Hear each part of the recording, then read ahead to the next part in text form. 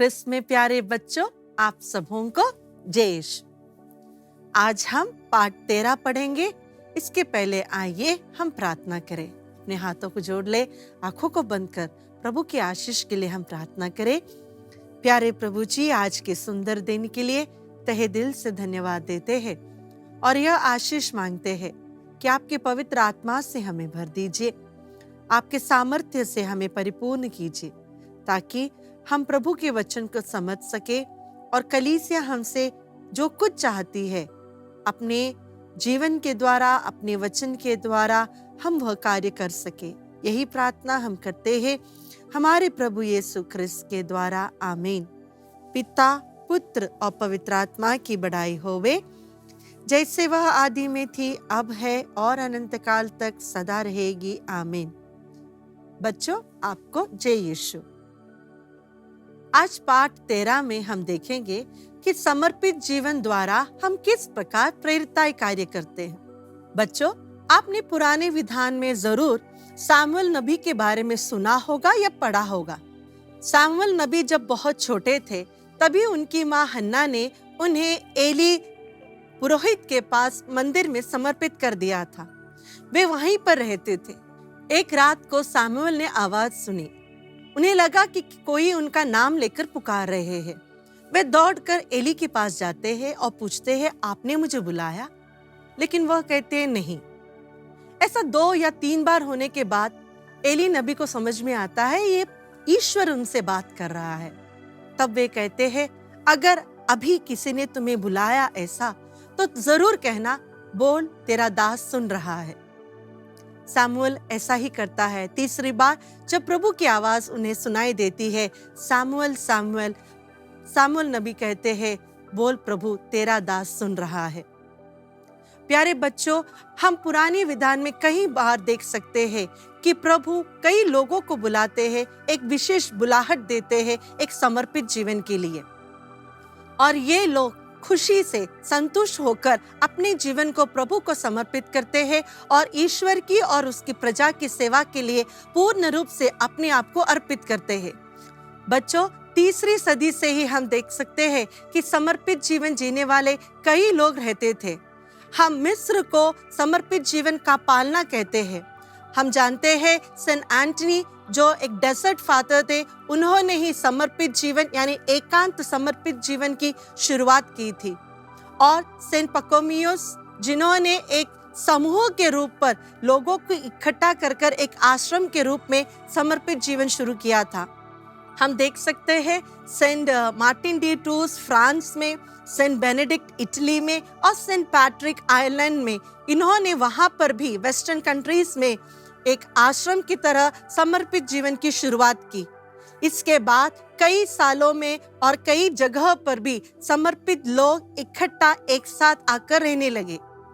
हमारे भारत में कई भी ऐसे समर्पित लोग संगठन होकर एक साथ नहीं रहते थे, लेकिन 1831 में सेंट चावरा कुरियाकोस के साथ और 2 पुरोहित मिलकर उन्होंने अमलोद्भव दास संघ नाम पर एक पुरुषों का एक संगठन यानी समर्पित लोगों का एक संगठन शुरू किया।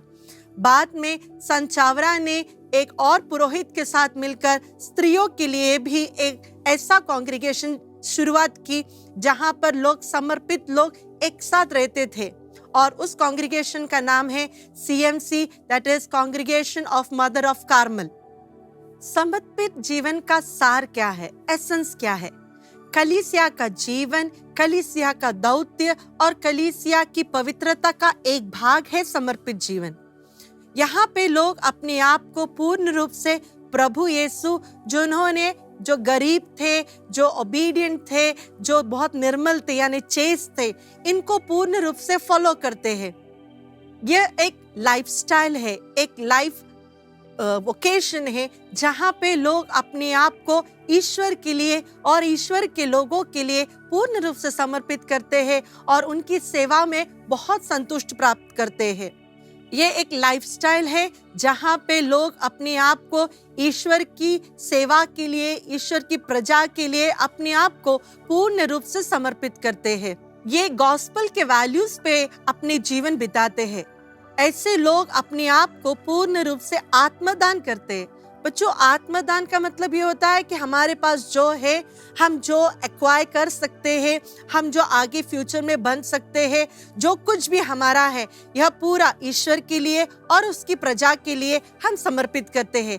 ऐसे बहुत स्ट्रांग लोग होते हैं, एक स्ट्रांग विल पावर होता है, पवित्र आत्मा की एक विशेष शक्ति होती है जिसके द्वारा एक व्यक्ति ईश्वर के लिए और कलीसिया के लिए अपने आप को आत्मदान करता है।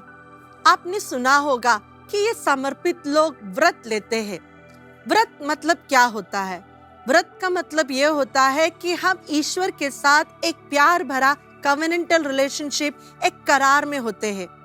इसके अनुसार हम 3 इवेंजेलिकल काउंसिल्स यानी गॉस्पल वैल्यूज, जैसे कि आज्ञा पालन, निर्धनता, ब्रह्मचर्य, ये तीनों गॉस्पल वैल्यूज को हम अपने जीवन में पूर्ण रूप से स्वीकार करते हैं और कलीसिया के द्वारा हम ईश्वर को यह समर्पित करते हैं। इसके द्वारा हम अपने आप को पूर्ण रूप से बिना कुछ अपने आप के लिए रखे हुए फुल्ली कमिटमेंट हम कलीसिया को और उसकी प्रजा के लिए करते हैं। इसके लिए एक बात बहुत जरूरी है कि हमारा यीशु के साथ यानी ईसा के साथ एक अटूट रिश्ता होना चाहिए, एक गहरा रिश्ता होना चाहिए, क्योंकि हर एक समर्पित जो यीशु को हम सुसमाचार में देखते हैं, उस सुसमाचार में रहने वाले, उस सुसमाचार में जिसे हम समझते हैं, उस यीशु को हम फॉलो करते हैं।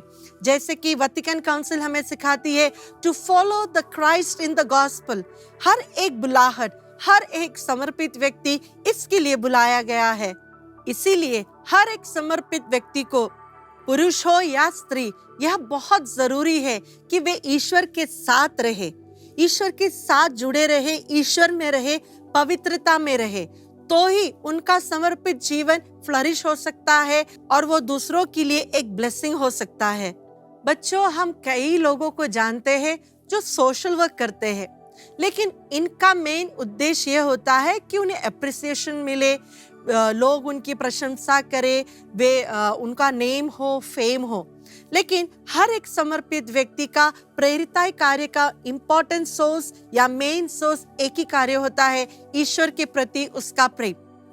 बच्चों, आजकल की दुनिया में ऐसे बहुत कम लोग हैं जो ईश्वर के फादरली लव को और माँ कलीसिया के मातृत्व को दिखाती है, माँ कलीसिया के मातृत्व को दूसरों के सामने लाती है।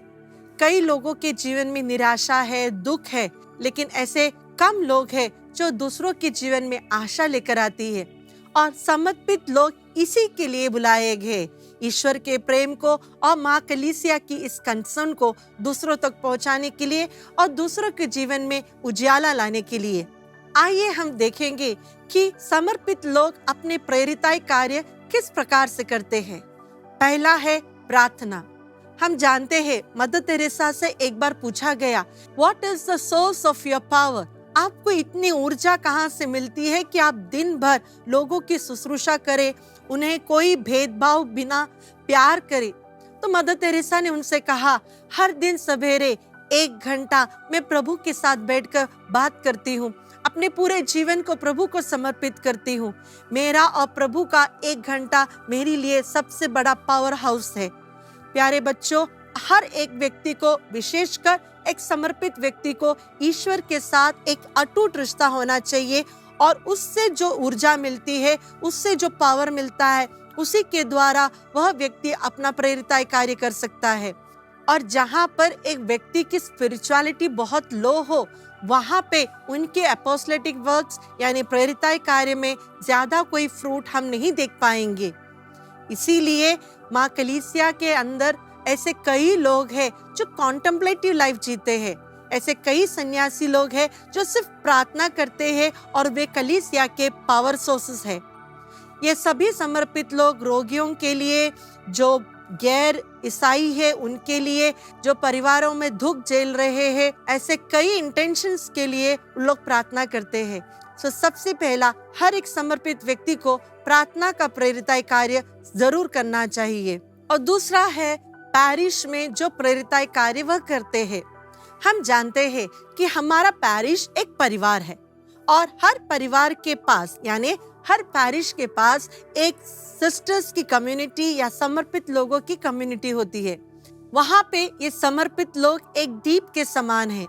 वहाँ के लोगों के हर भौतिक और स्पिरिचुअल नीड्स के लिए समर्पित लोग बहुत ज्यादा काम करते हैं। जिस पैरिशेस में फैमिलीज में प्रॉब्लम होते हैं या विश्वास में कमी है, बच्चे गलत रास्ते पे है या लोग बीमार है, वो लोग बहुत निराश है, इन सभी लोगों के पास जाकर समर्पित लोग ईश्वर के प्रेम के बारे में कहते हैं, उनके रिश्तों को ज्यादा गहरा करते हैं और उन्हें विश्वास की बातें सिखाते हैं। इसीलिए हर पैरिश में जो भी कार्य एक समर्पित व्यक्ति करते हैं, उसके द्वारा ईश्वर की राज्य की स्थापना वहाँ होती है, ईश्वर का प्रेम वहाँ पर आगे बढ़ता है। हम जानते हैं हमारे पैरिश में जो भी समर्पित लोग हैं, वे हमेशा हमें बलिदान में बहुत ज्यादा सजीव होना या फिर संस्कारों में ज्यादा एक्टिव होकर पार्टिसिपेशन करना, या फिर हमारे पैरिशेस में जहाँ पर फैमिली गैदरिंग्स होती है, एससीसी प्रेयर ग्रुप्स होते हैं, तो इन्हें एक्टिव रखने में ये समर्पित लोग बहुत बड़ा रोल निभाते हैं। अगला है कैटेकिज्म द्वारा प्रेरिताई कार्य करना। बच्चों, हम जानते हैं कि हमने बपतिस्मा में विश्वास को स्वीकार किया था, लेकिन उसके बाद हम कैसे अपने विश्वास में आगे बढ़े, इसका कार्य करती है कैटेकिज्म के द्वारा। जब हमें समर्पित लोग विश्वास के बारे में सिखाते हैं, कलीसिया के डॉक्ट्रिन्स, टीचिंग्स के बारे में सिखाती है।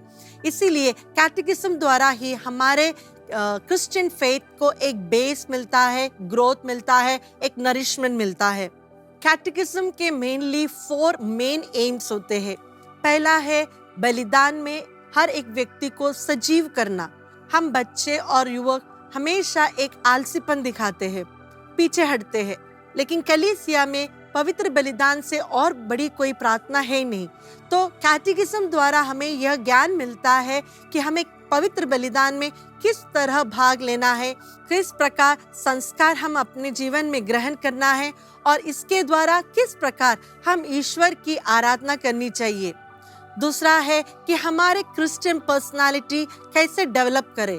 तीसरा, हमारे अंदर गॉस्पेल के अनुसार क्रिश्चियन कॉन्शियसनेस को डेवलप करना।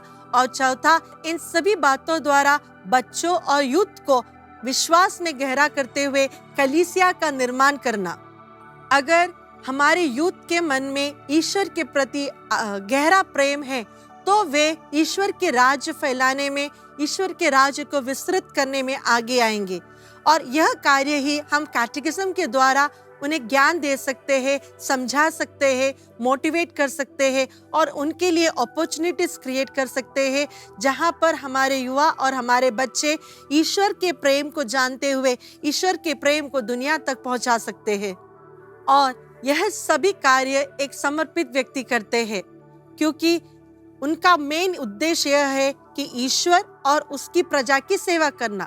तो जब हम बच्चों और यूथ के मन में Christian devotions, Christian practices, Christian faith, Christian teachings देते हैं, तो उसके द्वारा वह बच्चा ईश्वर की प्रेम की ओर आगे बढ़ेगा और हमारी कलीसिया और भी स्ट्रांग होती जाएगी। अगला है परिवार में प्रेरिताई कार्य करना। हम जानते हैं हर एक समाज का बेस होता है एक व्यक्ति और एक परिवार, क्योंकि परिवार में ही एक बच्चा जन्म लेता है, बढ़ता है, बड़ा होता है, विकास होता है, नरिश होता है। तो अगर एक परिवार को अगर हम अच्छे रूप से फॉर्म करें, तो हर एक व्यक्ति और समाज भी आगे बढ़ेगा। लेकिन हमारे परिवारों में आज ऐसी दशा है कि हम एक साथ रह ही नहीं पाते हैं। हमारे परिवारों में रिश्ते टूट रहे हैं, बच्चे अपने रास्ते पे जा रहे हैं, सिंगल लिविंग हो रहा है या फिर सिंगल पेरेंटिंग हो रहे हैं। जॉइंट फैमिलीज छोड़कर हम न्यूक्लियर फैमिलीज में ज़्यादा फोकस करते हैं। तो ऐसी सभी बातों में पैरिश एक्टिविटीज़ में जब समर्पित लोग आते हैं, तो वे लोगों को ज्ञान देते हैं, समझाते हैं, उन्हें आशा की ओर आगे बढ़ाते हैं, प्रेम में पकड़े रखते हैं। तो जब समर्पित लोग फैमिली अपोस्टलेट करते हैं, तो वह ध्यान रखते हैं कि हर एक व्यक्ति को ईश्वर के प्रेम की ओर अग्रसर करे और इसके लिए जितने भी टूटे रिश्ते हैं, रिलेशनशिप्स में हो या फिर कोई व्यक्ति बहुत बीमार हो, निराशा में हो, तो ऐसे लोगों को ईश्वर का प्रेम बांटते हैं, आशा देते हैं और इस प्रकार एक पूरे परिवार को एक रिन्यूअल देता है, एक रिफॉर्मेशन देती है। अगला हम देखेंगे समाज सेवा। बच्चों, हमने मत्ती के सुसमाचार अध्याय 25 पद संख्या 40 में पढ़ा है, तुमने मेरे इन भाइयों में से किसी एक के लिए, चाहे वह कितना ही छोटा क्यों ना हो, जो कुछ किया वह तुमने मेरे लिए ही किया। समर्पित लोग जो ईश्वर के प्रेम से भरे हुए हैं, वे जब आस पड़ोस के गरीबों को देखेंगे, शोषण में पड़े हुए लोगों को देखेंगे, रोगियों को देखेंगे, बूढ़े लोगों को देखेंगे, अनाथ बच्चों को देखेंगे, तो उनका हृदय ईश्वर प्रेम से भरता है, करुणा से भरता है और वे आगे आते हैं इनकी सेवा के लिए। वे समाज की सेवा करते हैं, इनके लिए कई योजनाएं भी लाते हैं जिसके द्वारा इन सभी बैकवर्ड सेक्शन लोगों की उन्नति हो, ताकि वे अपने पैरों पर खड़े हो सकेंगे। जो लोग नशा करते हैं, जो ड्रग्स लेते हैं, जो बीमार है, जो डिप्रेशन में है, मेंटल फिजिकल हेल्थ बहुत बेकार है, ऐसे लोगों के लिए हॉस्पिटल्स खोलते हैं, इंस्टीट्यूशंस खोलते हैं, अनाथ बच्चों के लिए orphanages, old age homes, window helping schemes, education institutions, ये सभी सुविधाएं समर्पित लोग इसलिए करते हैं ताकि ईश्वर के प्रेम को वे दूसरों तक बांट सके। Missionary activities. बच्चों, हम जानते हैं कि माँ कलीसिया सुसमाचार का प्रचार कैसा करती है। एक, जो अविश्वासी है, जिन्होंने आज तक ईसा को नहीं जाना है, उनके बीच में सुसमाचार का प्रचार करती है, और दूसरा, उन विश्वासी बच्चों को जो विश्वास में कमजोर हो रहे हैं, उन्हें दृढ़ बनाते हुए। तो ये समर्पित लोग भी यही करते हैं। वे जहाँ कहीं पे भी रहते हैं, अपने प्रेम से, अपने जीवन के साक्ष्य से प्रभु यीशु के बारे में लोगों तक पहुँचाते हैं। उनकी सेवाओं द्वारा, उनके दुख भोग के द्वारा, उनके प्रार्थना के द्वारा वे दूसरे लोगों को प्रभु की ओर ज्यादा आगे ले चलते हैं और प्रभु का प्रेम उनके बीच में फैलाते हैं। इस प्रकार वे सुसमाचार के प्रचार करते हैं। बच्चों, संन्यास जीवन या समर्पित जीवन ये कलीसिया के लिए बहुत एक एसेंशियल फैक्टर है।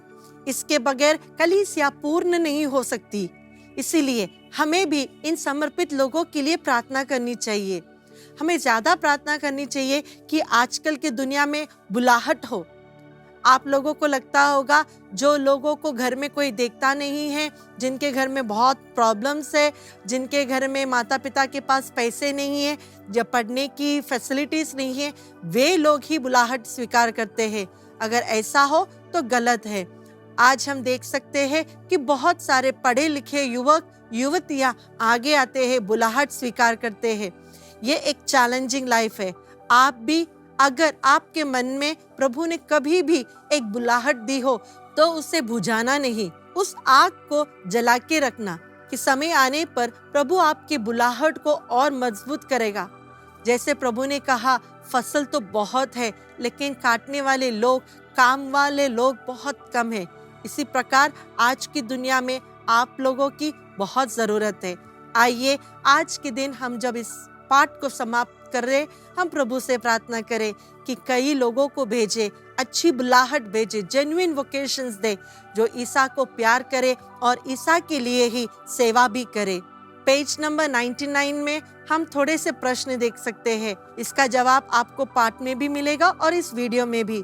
जरूर इसे पढ़ना, एक बार इस आंसर्स को लिख के भी लेना। आइए हम प्रार्थना करें।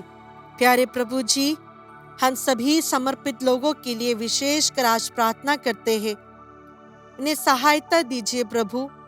आप हमेशा उनके साथ रहिए ताकि वे अपने वाउड लाइफ को पूर्ण रूप से जी सके और आपके सुसमाचार का प्रचार कर सके।